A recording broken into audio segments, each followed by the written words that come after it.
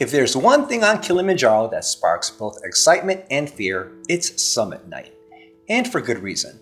This is the make or break moment, where climbers will ascend more than 4,000 feet and descend 9,000 feet, all within the span of a single grueling day.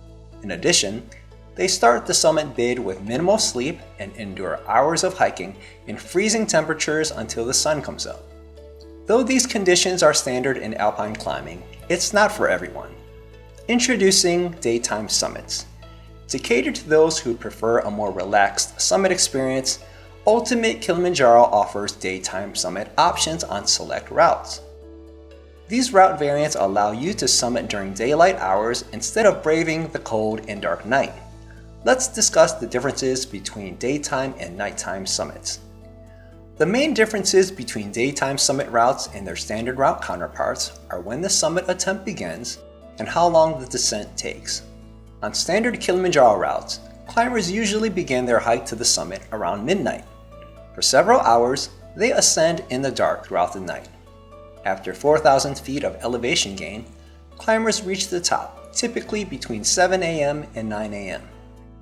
Then, they descend 9,000 feet to the final campsite, typically located at an elevation of about 10,000 feet. The entire day is very long and potentially exhausting. For most, it's a 15 to 17 hour day on the trail, including breaks and meals.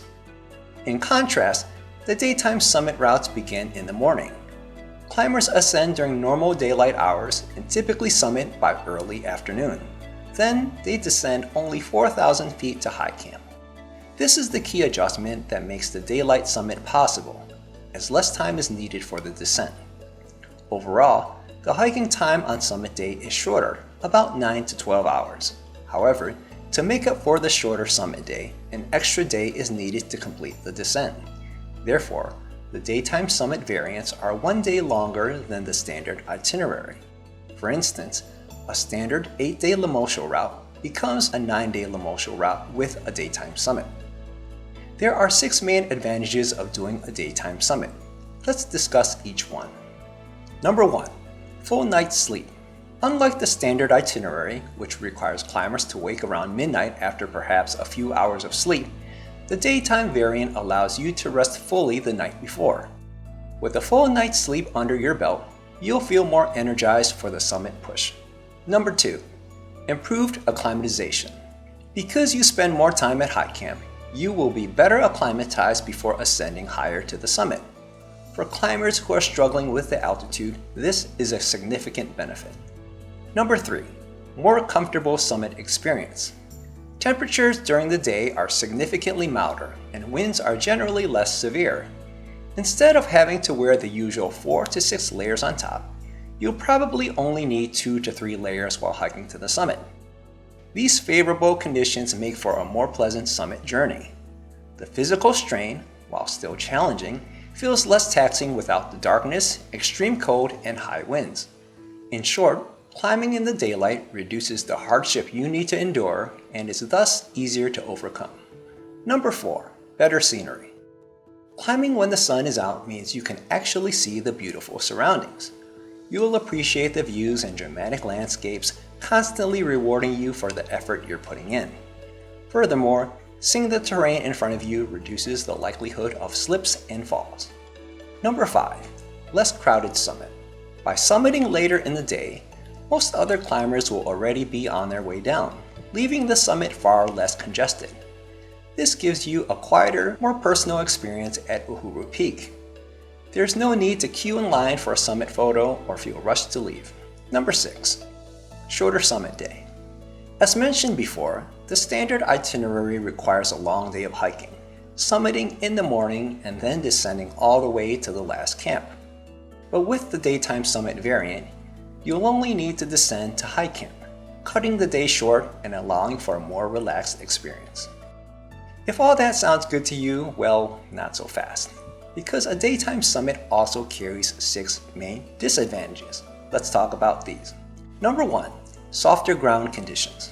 Daytime temperatures are warmer, which means the ground is less stable. During a standard nighttime summit, the ground forms a firm, frozen path.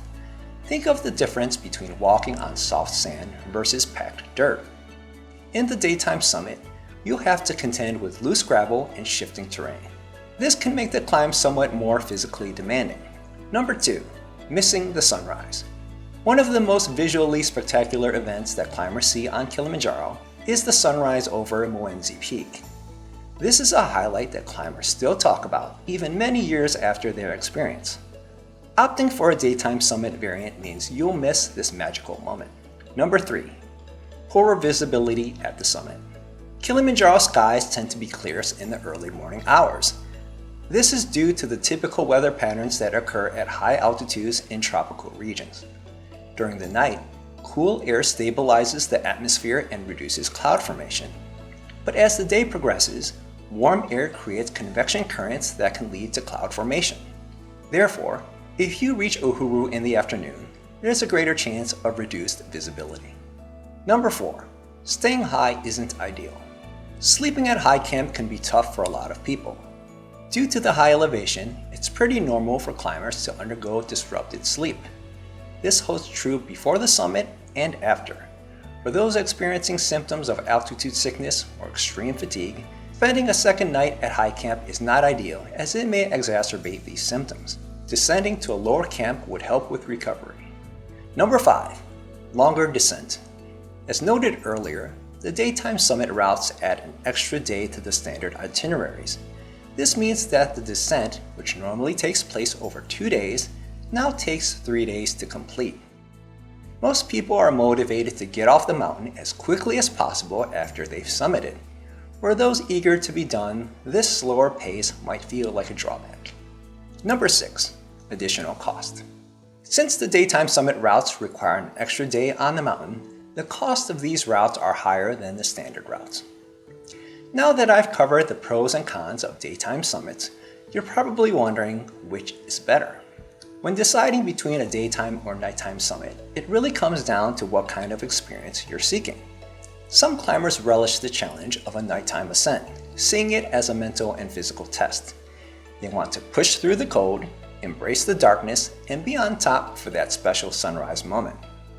For many, the emotional reward of seeing the sun rise over Africa from the highest point is worth the effort. Alternatively, some climbers prioritize comfort, preferring a more relaxed pace. From our experience, it requires less mental strength to summit during the day, as one of the biggest obstacles, the extreme cold, is removed. Additionally, getting a full night's rest and having more time to acclimatize can only help.